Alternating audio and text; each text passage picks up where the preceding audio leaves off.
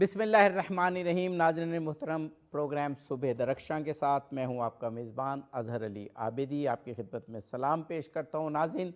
آج عالم اسلام کے لیے ایک بہت خوشگوار، بہت خوشی والا دن، عالم اسلام کے لیے کیا، خود رسول اللہ کے لیے، خانوادہ اہل بیت علیہ السلام کے لیے، کہ آج ایک ایسے امام کا میلاد ہے، ولادت ہے کہ جن کو شاہ عرب و عجم کہا گیا، جن کا مزار اقدس، روضہ اقدس مشہد ایران میں صدیوں سے مرجع خلائق ہے، امام رضا علیہ السلام، جن کو تمام عالم اسلام کے مکاتب، ایک بہت عظیم الشان امام، ایک رسول اللہ کی اولاد سے، آل محمد سے ایک بہت بڑی شخصیت کے طور پر جانتے ہیں۔ ہمارے ساتھ آج جناب مولانا ڈاکٹر حسنین نادر صاحب موجود ہیں، ہمارے عہد کے ایک بڑی شخصیت اور محقق ہیں، اور امام رضا علیہ السلام اور سیرت ائمہ پر آپ دسترس رکھتے ہیں۔ اور ہمارے ساتھ ایک اور شخصیت ہیں جناب مولانا مفتی عامر عثمان نقشبندی صاحب، اور آپ بھی معارف دینی کو بہت ہی سہل اور دلنشیں انداز میں بیان کرتے ہیں۔ دونوں شخصیات کے چندہ تعارف کی ضرورت نہیں، آپ بخوبی آ گئے۔ جناب مولانا ڈاکٹر حسنین نادر صاحب قبلہ، کیا خوبصورت دن ہے آج۔ وہ کہتے ہیں نا کہ سورہ کوثر کی تفاسیر ہیں جو ائمہ طاہرین، ائمہ اثنا عشر جب آتے ہیں تو وجہ تخلیق کائنات خوش ہیں سورہ کوثر کی تفسیریں دیکھ کر، تو یہ کائنات بھی خوش ہے، فرمائیے گا۔ جی بالکل، میں آپ کو اور اپنے تمام ناظرین کو سامن الحجج، امام رؤوف، امام غریب الغرباء، امام علی ابن موسی الرضا علیہ السلام کی مبارک میلاد کی مناسبت سے دل کی گہرائیوں سے ہدیہ تبریک پیش کرتا ہوں۔ بالکل ایسا ہے، انتہائی خوشی، مسرت اور برکت کا دن ہے، اور یقیناً اس ہستی کو آج وسیلہ بنانے کا اور ان کی بارگاہ میں حاضر ہونے کا اور ان کی شفاعت سے، ان کے توسل سے خداوند تبارک تعالیٰ کی بارگاہ سے اپنی حاجات طلب کرنے کا اور اپنے گناہوں کی مغفرت طلب کرنے کا بہترین موقع ہے۔ جی، اب امام علیہ السلام کی شخصیت سے متعلق آپ سے کچھ پوچھنا چاہوں گا، کیونکہ امام رضا علیہ السلام ائمہ اثنا عشر میں بھی ایک بہت یونیک مقام رکھتے ہیں کئی حوالوں سے۔ اگر ان کی شان بیان کرنا ہم شروع کریں تو آپ کہاں سے شروع کریں گے، کس حدیث کے کس حصے سے، تاریخ کے کس پورشن سے؟ کیونکہ امام رضا علیہ السلام کا نام آتے ہی تمام مسلمانوں کی جبینیں عقیدت جھک جاتی ہے آپ کی بارگاہ میں۔ دیکھیں، امام رضا علیہ السلام کی شان میں کیا بیان کروں گا، جن کی شان میں سرکار رسالت مآب صلی اللہ علیہ وآلہ وسلم سے منقول ہے کہ آپ نے فرمایا کہ بہت جلد میرے بدن کا ایک ٹکڑا ارض خراسان میں دفن ہوگا، اور جس نے ان کی زیارت کی اللہ تعالی جنت کو اس پر واجب قرار دے دے گا اور جہنم کو اس کے جسم پر حرام قرار دے دے گا۔ آپ کی میں کیا شان بیان کروں کہ آپ کی شان میں حضرت امیر المومنین علی بن ابی طالب علیہ السلام نے فرمایا کہ بہت جلد میرا ایک بیٹا خراسان میں مسموم کیا جائے گا جس کا نام میرا نام ہے، اور اس کے باپ کا نام موسیٰ بن عمران کے نام پر ہے، اور جس نے غریب الوطنی میں اس کی زیارت کی اللہ تعالیٰ اس کے اگلے پچھلے گناہ بخش دے گا، خواہ آسمان کے ستاروں، بارش کے قطروں اور درختوں کے پتوں کے برابر ہی کیوں نہ ہوں گے۔ میں امام رضا علیہ السلام کی کیا شان بیان کروں گا کہ امام صادق آل محمد علیہ السلام نے فرمایا کہ اللہ میرے بیٹے موسیٰ کو ایک فرزند عطا کرے گا جو تو اس میں مسموم کر کے شہید کیا جائے گا اور غریب الوطنی میں دفن ہوگا، جو اس کے حق کو پہچانتے ہوئے اس کی زیارت کرے گا اللہ تعالیٰ اس کو ان لوگوں کا ثواب عطا کرے گا جنہوں نے فتح مکہ سے پہلے انفاق کیا اور خیرات دی اور جہاد کیا۔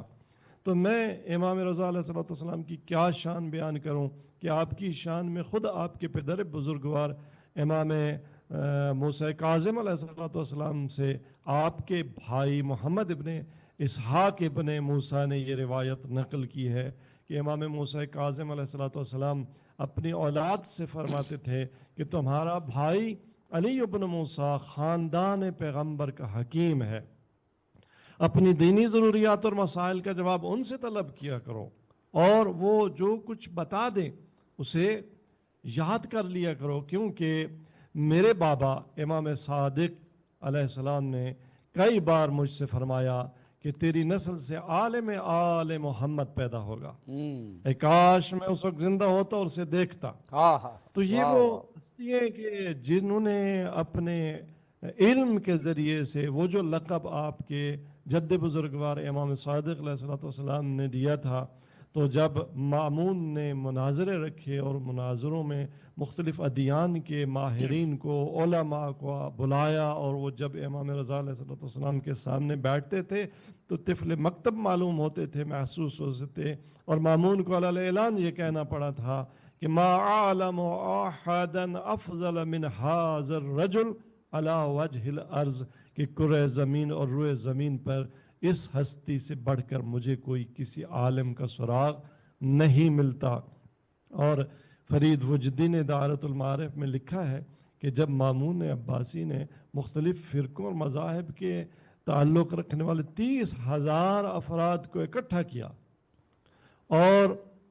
ان سے یہ کہا کہ اپنے میں سے کوئی لائق ترین بندہ بتاؤ کہ جسے میں اپنا ولی عہد بناؤں، تو سب نے حضرت امام رضا علیہ السلام، امام علی ابن موسیٰ رضا علیہ السلام پر اتفاق کیا اور کہا کہ یہ وہ ہستی ہیں جو تیرا ولی عہد بن سکتی ہیں۔ بے شک بے شک۔ اسی طرح سے جی میں صرف یہ عرض کرنا چاہ رہا ہوں کہ کیونکہ جناب مولانا ڈاکٹر حسنین نادر صاحب نے مصروفیت کی وجہ سے ذرا ارلی پروگرام سے جانا ہے، تو اسی لیے ہم نے مفتی عامر عثمان نقشبندی صاحب سے گزارش کیا کہ ہم کچھ استفادہ کر لیں پہلے مولانا ڈاکٹر حسنین نادر صاحب سے، اور پھر انشاءاللہ مفتی صاحب کی جانب بھی آتے ہیں۔ ڈاکٹر صاحب، امام علی رضا علیہ السلام جو آپ فرمائیں وہ تو آپ جاری رکھیں، میرا کویشچن یہ ہے کہ ائمہ اثنا عشر میں وہ امام ہیں کہ جن کی فضیلت اور جن کا جو علمی مقام ہے وہ بیان کرتے ہوئے اہل تشیع اہل تسنن دونوں ایک خاص ذوق و شوق کے ساتھ بیان کرتے ہیں اور ایک خاص عشق کے ساتھ بیان کرتے ہیں، اور خود آپ کا جو روضہ ہے وہاں پر تمام مکاتب کے لوگ جس عقیدت سے جاتے ہیں، آپ کی شخصیت کو ایک یونیک حیثیت دے دیتی ہے۔ خدا کرے کہ ہم بھی آپ کے عشق میں زندگی گزاریں اور آپ سے وہ فرامین جو رسول اللہ کے آپ نے بیان کی حاصل کریں، اپنی زندگیوں کے سنواریں۔ جی ڈاکٹر صاحب۔ جی دیکھیں، ائمہ طاہرین میں ہمارے عقیدے کے مطابق فضل و کمال میں، علم میں، شجاعت میں جتنی اخلاقی سجایا اور خصوصیات ہیں ان میں کوئی فرق نہیں ہے، لیکن فرق ہے زمانے کا، زمان و مکان کا فرق ہوتا ہے، اور زمانے کے تقاضوں کا فرق ہوتا ہے۔ کسی امام کو کربلا میں جا کے شہادت پیش کرنا ہوتی ہے، کسی امام کو مسند علم پہ بیٹھ کے درس دینے کا موقع ملتا ہے، کسی امام کی زندگی پس زندان گزر جاتی ہے، تو وہاں کہیں صبر کی جو خصوصیت ہے وہ برملا ہو جاتی ہے، باقی ائمہ میں اس طرح سے نظر نہیں آتی جسے کسی صابر امام میں نظر آ رہی ہوتی ہے، کاظم امام میں نظر آ رہی ہوتی ہے، کہیں ہمیں سید الشہداء نظر آتے ہیں، وگرنہ ائمہ سارے ہی شہید ہیں۔ تو وہاں شہادت کا ایک ایسا جو ہے وہ فراہم ہو جاتا ہے تاریخی پس منظر کے، وہ کسی اور امام کی زندگی میں وہ سامنے نہیں آتا۔ بنابراین امام رضا علیہ السلام کو جو خاص خصوصیت حاصل ہے وہ امام صادق علیہ السلام کے بعد ایک جو مسند علم اور بالخصوص وہ موقعیت اور سچویشن جو یونیکلی امام رضا علیہ السلام کو میسر آئی اور وہ کسی اور امام کو میسر نہ آئی، وہ یہ تھی کہ وقت کا بادشاہ خود مسند علم بچھائے اور مختلف مسائل کو مکاتب و ادیان کے برجستہ ترین علماء کو بلائے اور اس محفل میں امام بیٹھے ہوں اور ان اہل ادیان و ملل کے ساتھ گفتگو کر رہے ہوں، اور وہ جو ان کا علم لدنی ہے جس کے وہ قائل نہیں ہے، جب اس کا وہ جو ہے ساز چھیڑیں تو پھر سارے محو ہو جائیں اور سارے جو ہے مست ہو جائیں اس جام شراب کو پی کر۔ آپ جانتے ہیں کہ امام صادق علیہ السلام کے بعد امام کاظم علیہ السلام پس زندان آپ کی اکثر زندگی گزری ہے، اور اس کے بعد اگر کوئی فرصت ملی تو وہ امام امام رضا رضا علیہ علیہ السلام کو۔ ڈاکٹر صاحب اگر آپ اجازت دیں تو ہم وقفے سے قبل 3-4 منٹ ہیں مولانا مفتی عامر عثمان نقشبندی کو ابتدائیے کے طور پر جی شامل کر لیں، اور پھر آپ ذرا جی کچھ دیر جی ہمارے جی ساتھ رہیے گا، آپ سے پھر سوال کریں گے۔ مفتی صاحب،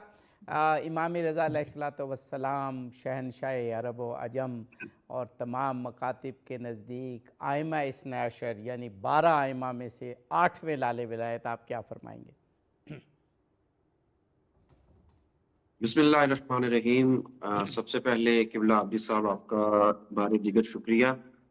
قبلہ محترم نے بڑی خوبصورت اور بڑی دل کو مو لینے والی گفتگو ہمارے 8ویں امام علی رضا علیہ السلام کے متعلق فرمائی ہے۔ میں آپ کی خدمت میں حضرت امام علیہ السلام کے حوالے سے یہ بات عرض کرنا چاہتا ہوں کہ جس وقت ائمہ اہل بیت میں سے ہم امام علی رضا علیہ السلام کا ذکر کرتے ہیں تو صرف ایک شخصیت نہیں بلکہ ایک مکمل مکتب فکر ہمارے سامنے آتا ہے، اور ایک ایسا مکتب جہاں علم ہے، اخلاق ہے، واہ صبر ہے واہ اور خدا کا تعلق ہے۔ یہ وہ ہستی ہے جنہوں نے ظلم کے دور میں بھی لوگوں کو روشنی عطا فرمائی ہے۔ آپ ان کی اخلاقی سیرت کا اندازہ اس بات سے لگائیں کہ انہیں ایک آدمی نے برا بھلا کہا اور امام نے غصہ نہیں فرمایا، بلکہ جواباً آپ نے اسے اپنے گھر میں طلب کر کے کھانا کھلایا، اس کی خدمت کی، واہ اور اسے کہا کہ اس کے علاوہ بھی تمہیں کسی چیز کی حاجت ہو تو مجھے بتاؤ۔ تو وہ رونے لگ گیا،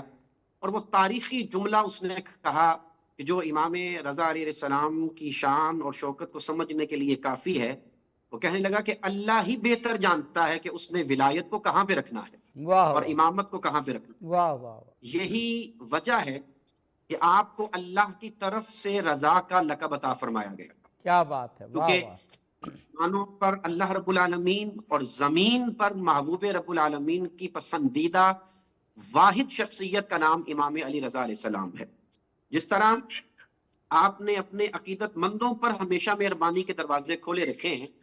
اسی طرح امام علی رضا علیہ السلام نے اپنے نام ماننے والوں کو بھی اپنی مہربانی ہی کے حصار میں رکھا ہے۔ اور شاید یہی وجہ ہے کہ امام موسیٰ کاظم علیہ السلام سے مروی ہے کہ آپ نے فرمایا کہ میں نے حضور نبی رحمت صلی اللہ علیہ وسلم کے ہمراہ اپنی جد حضرت مولا علی علیہ السلام کو خواب میں دیکھا، تو رحمت صلی اللہ علیہ وسلم نے فرمایا تیرا بیٹا علی اللہ کے نور سے ہے، اور واہ، جو اس کی حکمتوں کو بیان کرنے والا ہے سبحان اللہ اس کی سبحان رائے اللہ، سب پر فائق ہوگی، اور اس کی رائے ہر خطا سے پاک ہوگی۔ اور واہ پھر دیکھیے کہ حضرت امام موسیٰ کاظم علیہ السلام کا یہ فرمان جو خواب میں رسول رحمت صلی اللہ علیہ وسلم کی وساطت سے اس امت تک پہنچایا، آپ نے فرمایا کہ وہ تیرا بیٹا جاہل نہیں ہوگا بلکہ عالم ہوگا، اور واہ اس کی واہ، محفل میں صرف دانا اور اہل علم ہی بیٹھا کریں گے۔ بے شک بے یہ شک، امام علی رضا علیہ السلام کی وہ فضیلت، وہ مرتبہ اور وہ مقام ہے جو اللہ رب العالمین نے اعزازی طور پر زہرا سلام اللہ علیہا کے اس نور نظر کو عطا فرمایا ہے۔ اور اگر آپ کے پاس ابھی کچھ 4 منٹ ہو تو میں قرآن مجید فرقان حمید کی آیت کے تناظر میں ایک بات عرض کرنا جی چاہتا ہوں۔ یہ وقفے کے بعد اب انشاءاللہ آپ سے سوال کریں گے جناب مولانا ڈاکٹر حسنین نادر صاحب۔ ہم ایک وقفے پہ جانا ہے، لیکن وقفے کے بعد جب ہم آئیں گے تو جو آپ نے اشارہ کیا تھا کہ امام رضا علیہ السلام کا جو علمی مقام ہے کہ اس وقت علوم پھیل رہے تھے، اور ہم اکثر یہ ذکر کرتے رہتے ہیں لیکن یہ بہت اہم بات ہے، اس کا ذکر ہونا چاہیے کہ یونانی علوم، مغرب کے علوم اسلام میں، اسلامی دنیا میں آ رہے تھے، اور بہت ڈیویشن ہو رہی تھی، ایون دہریت بہت زیادہ آ رہی تھی۔ تو امام علی رضا علیہ السلام نے اپنے وقت کے بڑے بڑے علماء سے اور اپنے وقت کے بڑے بڑے دوسرے مذاہب کے جو سرخیل تھے، جو سردار تھے، جو علماء تھے، ان سے ڈیبیٹس کیں، وہ ڈیبیٹس آج بھی موجود ہیں۔ آج ان کی کس قدر ضرورت ہے، کیونکہ آج بھی وہی ہو رہا ہے کہ دنیا گلوبلائز ہونے کی وجہ سے مغربی ثقافت کا بڑا چرچا ہے، اور اس کو کاؤنٹر کرنے کے لیے اہل بیت علیہم السلام ہی کے علوم سے ہم استفادہ کر سکتے ہیں۔ ناظرین ہمارے ساتھ رہیے، اس سوال کا جواب ہم وقفے کے بعد جناب مولانا ڈاکٹر حسنین نادر صاحب اور جناب مولانا مفتی عامر عثمان نقشبندی صاحب سے لیں گے۔ ناظرین پروگرام میں ایک مرتبہ پھر خوش آمدید کہتے ہیں۔ 8ویں لال ولایت، 8ویں امام، ختم مرتبت محمد مصطفیٰ صلی اللہ علیہ وآلہ وسلم کے 8ویں روحانی علمی وارث حضرت امام علی ابن موسیٰ الرضا علیہ السلام پر پروگرام جناب مولانا ڈاکٹر حسنین نادر صاحب، جناب مولانا مفتی عامر عثمان نقشبندی صاحب ہمارے ساتھ موجود ہیں۔ ڈاکٹر صاحب، میں نے وقفے سے قبل یہ سوال آپ سے کیا تھا کہ جو آپ کی علمی ڈیبیٹس ہیں امام رضا علیہ السلام کی، وہ عربی میں، فارسی میں تو محفوظ ہیں، سب کا اردو میں ترجمہ نہیں ہوا، شاید انگلش میں ہوا ہو، وہ علمی حوالے سے خاص طور پر عقائد کو مضبوط کرنے کے لیے وہ ان کو ریوائیو کرنا آج کل بہت ضروری ہے، آپ کیا فرمائیں گے؟ جی، میں نے بالکل آپ کا سوال لے لیا۔ دیکھیں، امام رضا علیہ السلام کی جس تاریخی جو آپ کا دورانیہ ہے، اس پہ جو ہم بات کر رہے تھے، اس کو اگر ہم دیکھیں تو جیسے آپ نے اپنے سوال میں اشارہ فرمایا کہ یونانی علوم اور یونانی علوم کے بڑے بڑے کتاب خانے، یہ آپ دیکھتے ہیں کہ جو جب عباسی سلطنت اپنے آخری ادوار میں تھی اور اموی سلطنت آخری ادوار میں تھی اور عباسی سلطنت کا آغاز ہو رہا تھا، تو ابتدائی عباسی خلفاء بالخصوص منصور اور اس کے بعد جو ہے مامون تک، انہوں نے ان کے پاس بہت بڑی لائبریریز تھیں اور مختلف علوم پر مشتمل کتابیں یورپ سے انہوں نے اپنے کتاب خانوں میں رکھی ہوئی تھیں۔ صحیح۔ اور فقط یہ نہیں، ترجمے ہو رہے تھے اور ڈیبیٹس ہو رہی تھیں، اور پھر عالم اسلام کے اندر بھی آپ کو موجود ہے۔ بہر صورت یہودیت جو تھی وہ بطور کلی نابود نہیں ہوئی تھی، وہ صدر اسلام ہی سے یہودی بھی علمی طور پر بھی سرگرم تھے، اور جو اسرائیلیات ہمیں روایات میں ملتی ہیں وہ فقط احادیث میں نہیں ہیں، بلکہ جو different schools of thoughts, theological schools of thoughts تشکیل پا رہے تھے، ان پر بھی وہ اثر انداز تھے۔ اور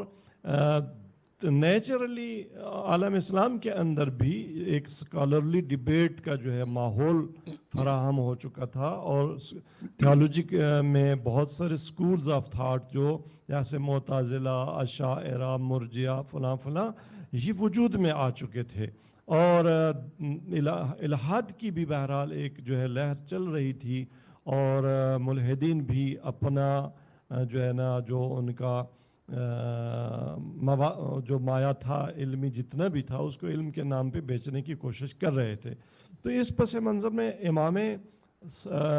رضا علیہ السلام نے کیا کیا؟ امام رضا علیہ السلام دیکھیں، آپ کا امامت کا دورانیہ تقریباً 20 سال ہے، صحیح، اور اس میں آخری 3 سال آپ کے خراسان میں ہیں، اور پہلے 17 سال جو ہے وہ آپ کے مدینہ میں ہے۔ تو یہ جو امامت کا آپ کا عرصہ ہے، اور اس سے پہلے وہ عرصہ جو امام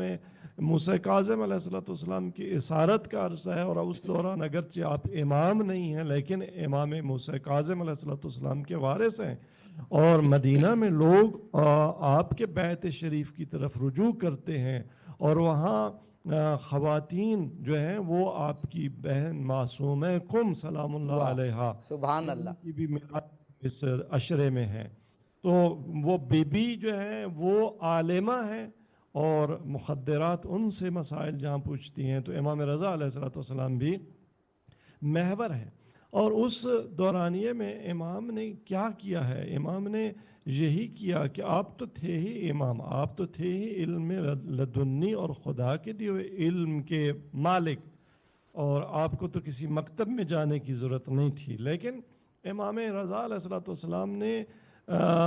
اس دور کے تقاضوں کو بھانپتے ہوئے اور آئندہ کے دور کے تقاضوں کو بھانپتے ہوئے آپ کے کارناموں میں ایک عمدہ کارنامہ شاگرد پروری ہے۔ صحیح. اور جس میں آپ نے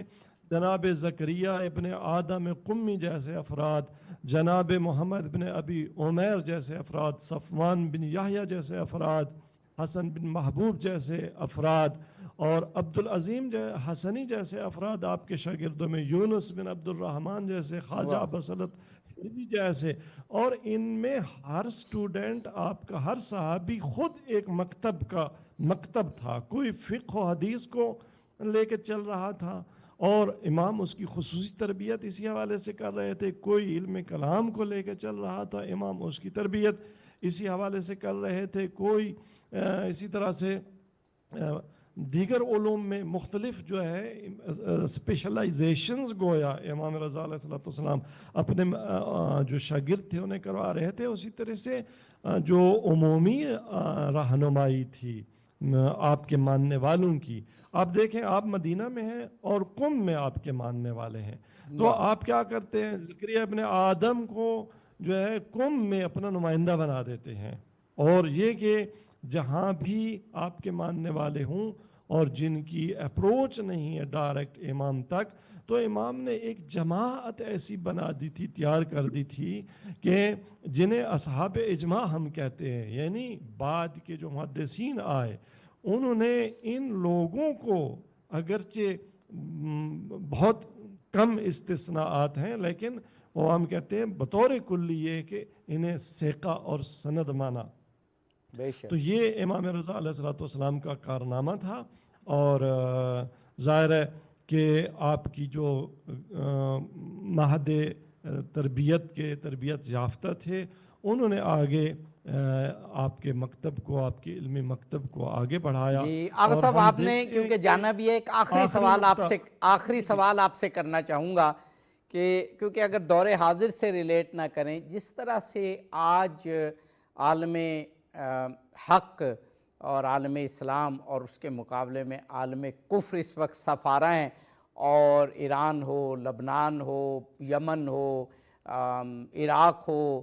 خود پاکستان ہو، کس طرح ہمارے سب کے عوام مسلمان باطل کے خلاف سینہ سپر ہیں، اس میں بھی آج بھی ایک رول امام رضا علیہ السلام کا نظر آ رہا ہے کہ ایران میں جب بھی نعرے لگتے ہیں اور جب بھی باطل کے خلاف لوگ سینہ سپر ہیں تو وہ شہنشاہ خراسان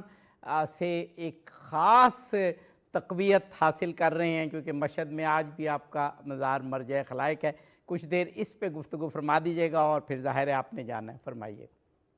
جی بالکل، میں اس پہ عرض کروں گا، لیکن آخری نقطہ میں یہ عرض کر رہا تھا کہ جو امام رضا علیہ السلام کی ایک امتیازی خصوصیت ہے جس کو سمجھنا ضروری ہے، اور وہ یہ ہے کہ امام رضا علیہ السلام گویا ایک ٹرننگ پوائنٹ ہے ائمہ طاہرین میں، کہ امام رضا علیہ السلام سے پہلے امام صادق علیہ السلام کو موقع ملتا ہے، خود امام علی علیہ السلام کو منبر ملتا ہے، امام باقر علیہ السلام کو بساط ملتی ہے، لیکن امام رضا علیہ السلام کے بعد کسی امام کو مسند علم اس طرح سے نہیں بچھانے دی جاتی. تو امام رضا علیہ السلام گویا وہ آخری امام ہیں کہ جن کے بعد کے ائمہ کو موقع نہیں ملا تھا.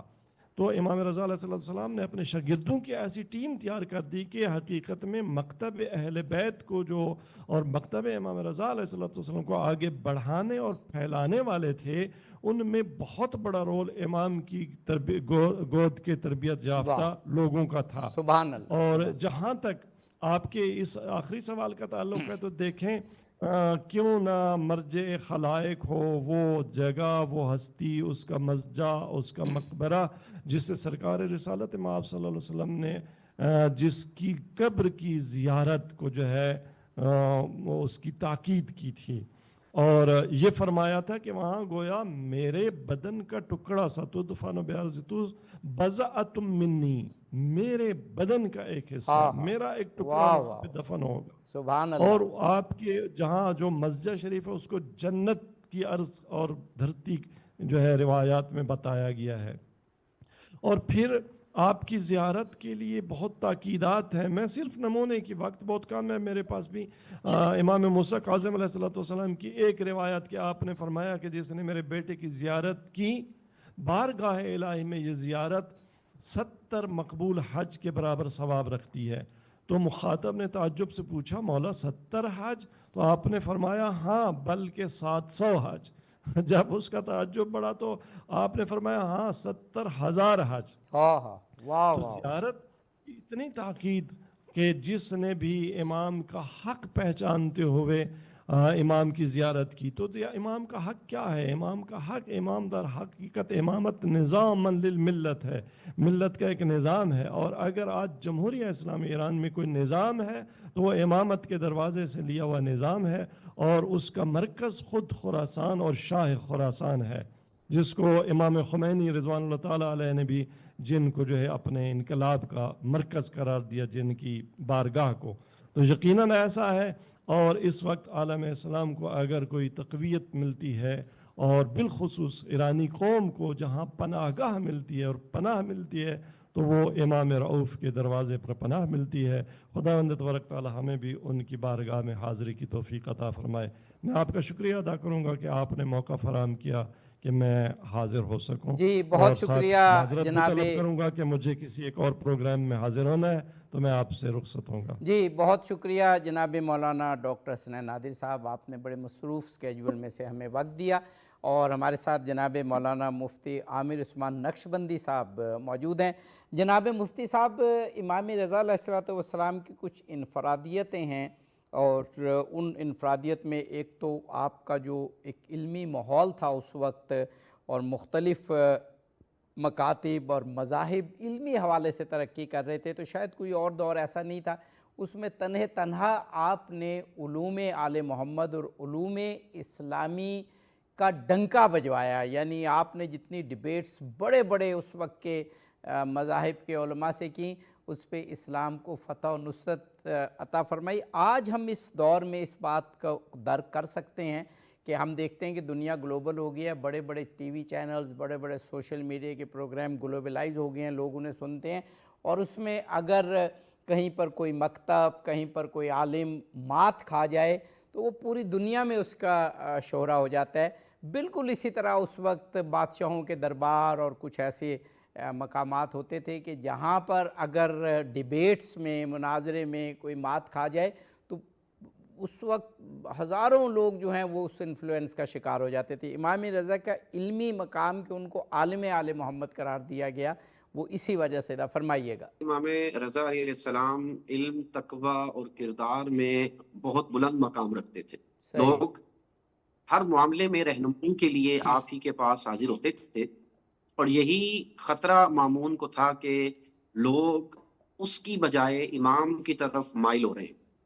اور جس وقت آپ کو یہ علم ہے کہ مامون نے بظاہر آپ کو اپنا ولی عہد مقرر کرنا چاہا تھا، لیکن حقیقت میں وہ امام کو اپنے کنٹرول میں رکھنا چاہتا تھا۔ صحیح، بالکل امام حق اور عدل کی بات کرتے تھے، اور مامون اپنی حکومت کو بچانے کے لیے سیاست کرتا تھا۔ صحیح۔ یہی نظریاتی فرق اصل مخالفت کی جڑ تھا۔ اور میں آپ کی خدمت میں یہ بات عرض کرنا چاہتا ہوں کہ امام علی رضا علیہ السلام کی مذہبی اور علمی جو خدمات ہیں اور عملی، اگر آپ اس نظر دیکھیں، مختلف مذاہب اور فکر کے علماء سے مناظرے آپ نے کی، جن کا توحید، نبوت اور امامت پر انہی کی کتابوں سے واضح دلائل پیش کیے، جی جی بے شک۔ اور صرف ان کی کتابوں ہی سے نہیں بلکہ ان کی زبان میں ان سے بات کی۔ اور پھر علم کی ترویج کے حوالے سے آپ بات کریں تو آپ نے علم حدیث اور فقہ کی تعلیم دی، شاگردوں کی ایک بہت جماعت امام رضا علیہ السلام نے آپ نے تیار کی، آل بیت کی تعلیمات کو خصوصاً آپ نے عام کیا۔ اور بالخصوص ایک بات میرے ذہن میں آ رہی ہے جسے امام احمد بن حنبل نے نقل کیا ہے کہ یہ خاصہ تھا امام علی رضا علیہ السلام کا کہ جب آپ کس حدیث کو روایت کرتے تو آپ یہ فرماتے تھے کہ اسے امام ان سے ان کے والد نے، اور پھر زین پاک نے، اور پھر حسین پاک نے، اور حسین پاک نے اپنے نانا جان سے نقل کیا ہے۔ تو وہ اس بات پر بڑی خوبصورت ایک بات کرتے تھے کہ کہتے تھے اگر یہ سند جو امام علی رضا سے لے کر کے حسین پاک تک اور پھر ان کے جد امجد تک ہے، یہ ہم کسی پاگل پر پڑھ کر دم کریں تو اللہ اسے پاگل پن سے شفا عطا فرما دیتا واہ ہے۔ ناظرین، پروگرام میں ایک چھوٹا سا بریک ہے، ہمارے ساتھ رہیے، ہم جلد ہی واپس آتے ہیں اور انشاءاللہ جناب مفتی عامر عثمان نقشبندی سے سیرت امام رضا علیہ السلام پر گفتگو جاری رہے۔ ناظرین، پروگرام میں ایک مرتبہ پھر خوش آمدید کہتے ہیں۔ امام رضا علیہ السلام کی سیرت پر گفتگو ہو رہی ہے، ہمارے ساتھ جناب مولانا عامر عثمان نقشبندی صاحب موجود ہیں۔ اس سے قبل جناب مولانا ڈاکٹر حسنین نادر صاحب سے ہم نے سیرت امام رضا علیہ السلام پر باکمال گفتگو سنی۔ جناب مولانا مفتی عامر عثمان نقشبندی صاحب، امام رضا علیہ السلام کی علمی حوالے سے جو اس وقت آپ کی شان تھی اور جس طرح آپ نے احادیث اور علمی مطالب بیان فرمائے اور اسلام کو علمی حوالے سے آپ نے پوری دنیا پر غالب کیا، تمام مذاہب پر غالب کیا، وہ آپ بہت ہی دلنشیں، خوبصورت، مدلل انداز میں بیان فرما رہے تھے۔ میں آپ کی خدمت میں یہ بات عرض کرنا چاہتا ہوں کہ جب آج کا یہ دور جس طرح چل رہا ہے، بظاہر جنگ بندی کا نسبتاً پرسکون ماحول جو ہے وہ، اور مگر فکری، سماجی اور اخلاقی چیلنجز ہر طرف موجود ہیں، تو اس صورتحال میں اگر آپ امام علی رضا علیہ السلام کی سیرت سے کچھ حاصل کرنا چاہیں تو بہت سے عملی رہنمائی ہمیں آپ کی سیرت مبارکہ سے ملتی ہے، بے اور شک بے شک۔ اس اور مکالمے کو اگر ترجیح دیتے ہیں تو امام رضا علیہ السلام نے تلوار کی بجائے علمی گفتگو اور دلیل کو اختیار فرمایا ہے۔ صحیح۔ اختلافات کو نہیں بلکہ بات چیت سے حل کرنا سکھایا ہے، برداشت اور واہ، دلیل کے ساتھ اپنی کو ہمیشہ آپ نے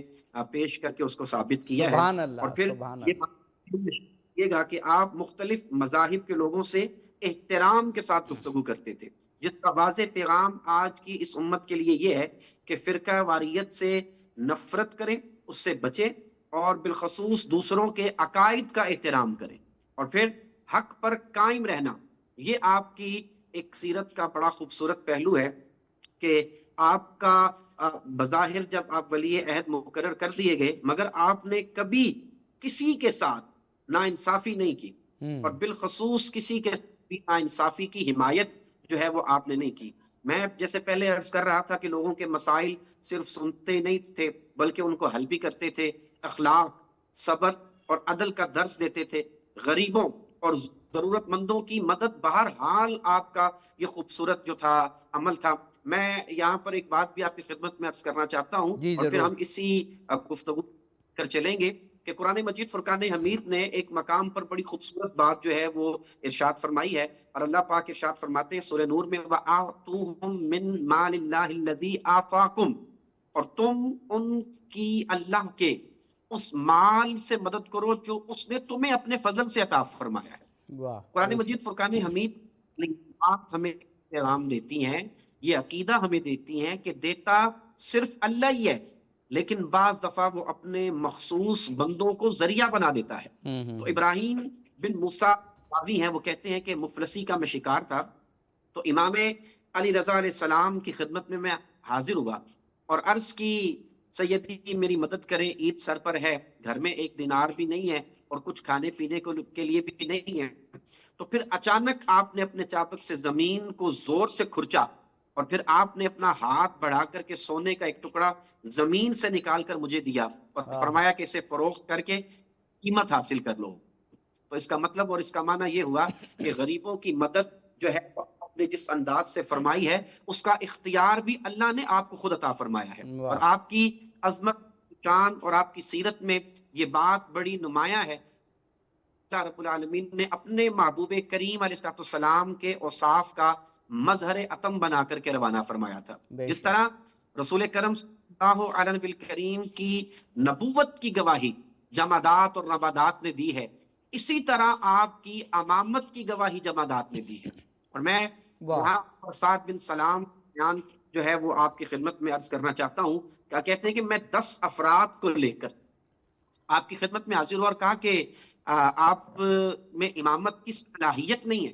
کیونکہ آپ کے والد نے آپ کی امامت پر نص نہیں کی۔ جب ہم نے یہ بات کی تو ہماری نیچے پتھر کے فرش سے آواز آنے لگی، یہ ہمارا بھی امام ہے اور اللہ کی مخلوق میں سے ہر چیز کا امام ہے۔ سبحان اس کے اللہ بعد سبحان اللہ۔ واہ کی داخل ہوئے تو مسجد کے در و دیوار سے آپ پر سلام بھیجنے کی آوازیں بلند ہوئی. یہ اللہ تعالیٰ کی طرف سے خصوصی اعزاز ہے. یعنی کہ قرآن ہمیں بتاتا ہے کہ کفار نے بہت سے معجزات دیکھے تھے مگر پھر بھی ایمان نہ لائے. اس سے معلوم ہوتا ہے کہ مسئلہ معجزہ ہونا نہیں تھا بلکہ دل کا نہ ماننا تھا. جہاں دل بند ہو جائیں تو معجزہ اور کرامت پھر اثر